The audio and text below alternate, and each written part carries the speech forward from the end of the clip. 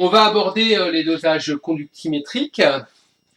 Premier point qu'on peut préciser, quand on place une solution qui contient de l'eau donc et des ions, eh bien cette solution est conductrice, si bien que quand on utilise une cellule conductimétrique qui a une forme assez caractéristique, qui est en U comme ceci, on peut mesurer effectivement la conductivité, qu'on note en général sigma, de la solution. Donc en théorie, en Siemens par mètre. En pratique, les conductimètres qu'on utilise donnent plutôt des indications en Siemens par centimètre. Pourquoi? Parce que la cellule a effectivement une forme de U et la distance entre les deux branches du U est à peu près d'1 centimètre.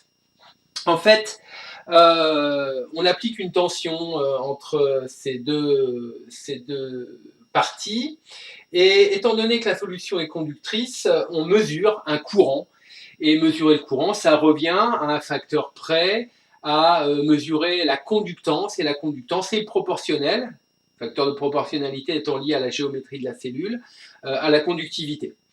La pH-métrie, je l'ai dit dans une précédente vidéo, c'est la mesure en fait de tension et la conductimétrie, c'est une mesure de courant.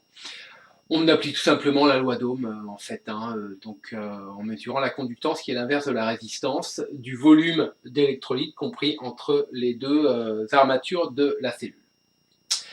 La conductivité, selon la loi de Kohlrausch, eh bien, elle est proportionnelle aux concentrations des différentes espèces ioniques multipliées par un facteur de proportionnalité que l'on appelle la conductivité molaire ionique limite. Parfois, ces données qui sont tabulées sont dépendantes de la charge de Lyon. Donc on trouve des tables où il y a soit la charge de Lyon, soit autre chose que la charge de Lyon. En réalité, ces grandeurs dépendent légèrement de la concentration des ions. On les appelle conductivité molaire limite, c'est dans le cas où vous avez une dilution très importante avec des concentrations très faibles. Bon, qu'importe. En tout cas, ce sont des valeurs qui sont tabulées. Si on s'intéresse maintenant au dosage d'un acide fort par une base forte, je vous rappelle que dans ce cas-là, eh bien, on utilise H3O+, qui est dosé par HO- pour donner 2 H2O. En pratique, pour faire de la conductimétrie, il faut tenir compte de toutes les espèces ioniques, y compris des espèces ioniques non conductrices. Donc, en fait, vous allez avoir, par exemple, des Cl-, je vous ai dit bêtises, toutes les espèces conductrices. Des Cl- qui sont apportés comme contre-ions spectateurs au H3O+, et des Na+, apportés comme contre-ions positifs au HO-. Leurs concentrations ne vont pas évoluer. Mais il faut en tenir compte. Donc ainsi, quand on fait le dosage, si le volume à l'équivalent versé est inférieur au volume équivalent, en solution, vous avez comme espèce ionique Cl-, Na+, dont les concentrations ne changent pas. Et puis quoi? Et puis H3O+, il reste en excès. Par contre, HO-, il n'y en a plus, ou quasiment plus. C'est une espèce minoritaire.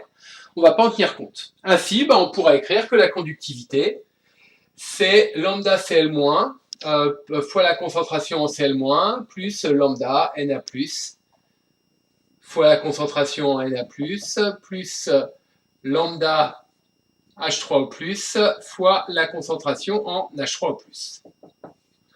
Soit. Le détail de tout cela, avec l'évolution en fonction du volume, c'est donné dans un complément de cours qui est disponible sur le Drive. Je vais pas le faire ici. Ceci montre la chose suivante, c'est que si je trace la conductivité en fonction du volume, en fonction donc de volume, on va avoir une évolution qui va être affine. En réalité, c'est pas tout à fait affine, c'est le cas si vous avez en fait dans le bécher un volume d'acide qui a été prélevé, je vous le rappelle, à la pipette, auquel vous rajoutez un volume d'eau grand devant le volume d'acide. Et dans ce cas-là, le facteur de dilution sera tel que, en fait, ça linéarise la courbe. On a une décroissance tant que le volume est inférieur au volume équivalent. Pourquoi? Parce que quand la réaction se fait, le fait d'apporter des H- en solution neutralise des H3O+. Donc on consomme des espèces ioniques, ainsi la conductivité augmente. Diminue.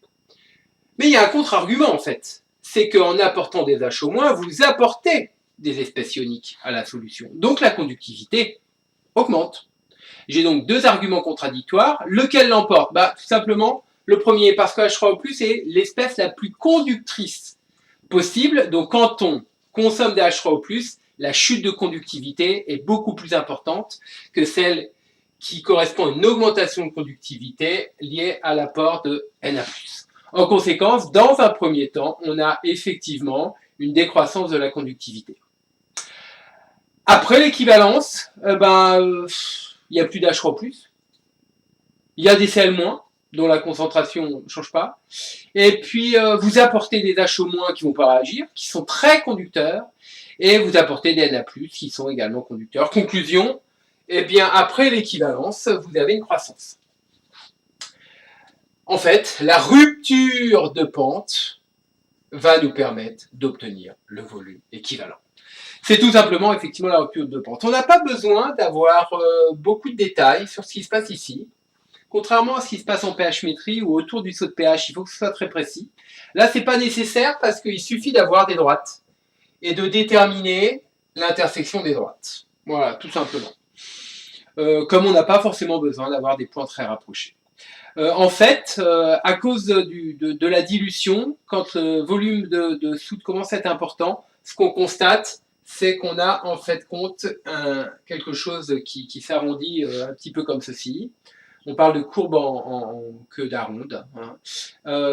C'est tout simplement au fait qu'en fin de compte, on n'a plus maintenant une droite, mais plutôt une courbe homographique, et donc en fait, on obtient ceci. Mais au niveau de l'équivalence, ça ne pose pas de soucis outre mesure. Donc je reprends. Quand on dose l'acide fort par une base forte, la conductivité dans un premier temps décroît parce que H3O+ est consommé et donc ça décroît. La compensation n'est pas réalisée par l'apport des Na+, parce que Na+, est nettement moins conducteur que H3O+. Parlons maintenant du dosage d'un acide faible. Alors je vais prendre un acide faible neutre au départ, comme CH3COH. Donc si on prend CH3COH, on va avoir une espèce neutre qui est dosée par H-, la réaction est totale, pour fabriquer une espèce ionique, conductrice, et il nous reste les Na+, puis de l'eau, évidemment. Qu'est-ce qui se passe là? Reprenons le même raisonnement. Avant l'équivalence,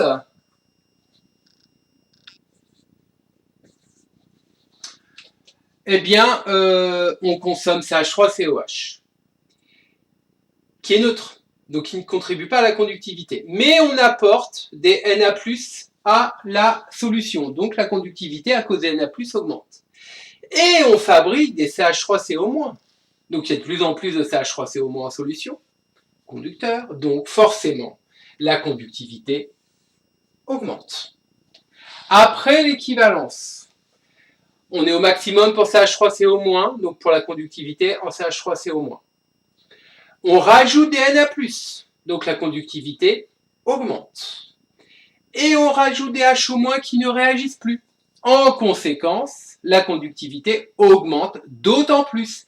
De surcroît, H- est également très conducteur.